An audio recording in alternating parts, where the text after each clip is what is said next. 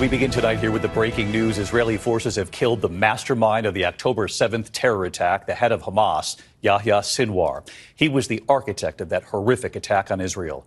24 hours ago, an Israeli military drone looking for suspects after a firefight, finding Sinwar on the third floor of a residential building in Gaza, sitting among the rubble. They did not know it was him at the time. He then throws something at the drone. Shortly afterward, Israeli soldiers killing him. And it wasn't until today the Israelis discovered the man they had killed was Sinwar, the mastermind of October 7th. Tonight, President Biden has spoken with Prime Minister Netanyahu, both agreeing that this could now be an opportunity for a ceasefire and a hostage deal, vowing to work together to make it happen. ABC's Tom Zufi-Burridge leading us off from Israel tonight. Tonight, this Israeli military drone capturing the final moments of Israel's most wanted terrorist, the mastermind of the October 7th terror attack, Hamas leader Yahya Sinwar. This graphic image showing his dead body after he was killed by Israeli forces. It was IDF reservists, not special ops, who came across Sinwar by chance during a routine operation in Rafah yesterday, flying that drone into a building after a gun battle, spotting an armed man sitting in a chair, his face covered, his hand bleeding after being shot. The man throwing an object at the drone, soldiers soon after killing him. But at this point, they still didn't know it was Sinwar. In fact, it wasn't until today when a separate unit checking the building found his body and recognized it was the Hamas leader, confirming his identity through DNA, dental records and fingerprints.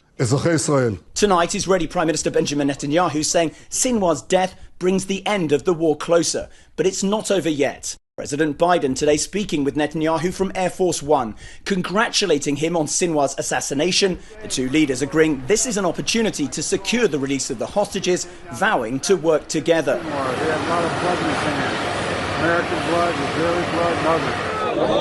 US officials telling us Sinwar was the main roadblock in the latest ceasefire and hostage negotiations. Across Israel today, cheers, but also fear. Well, they're chanting enough. The hope amongst these families and friends of the hostages is that the death of Yahya Sinwar could open the door for the end of the war in Gaza and a deal to get their loved ones home.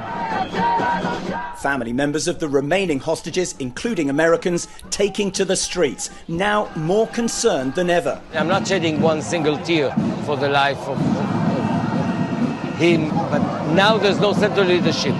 So the hostages are now left to the mercy of the local captor, which is much more dangerous for them.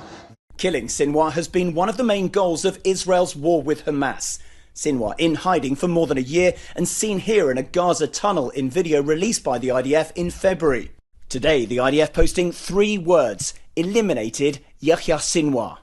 Vice President Harris today saying justice has been served. Sinwar was the mastermind of October 7, the deadliest day for the Jewish people since the Holocaust. And saying this about his killing: The United States, Israel, and the entire world are better off as a result. And tonight, Sinwar's assassination dealing a major blow to Hamas amid the threat of wider escalation in this region. So let's get to Tom Zufi-Burridge with us live from Israel tonight. And Tom, of course, this assassination of the mastermind of the October 7th attack comes at a critical moment, not only in the war against Hamas, but the security of the entire region here at stake.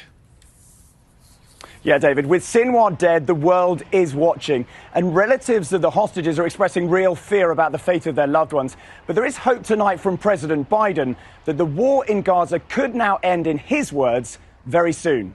David? Tom Zufi-Burridge live in Tel Aviv tonight. Tom, thank you.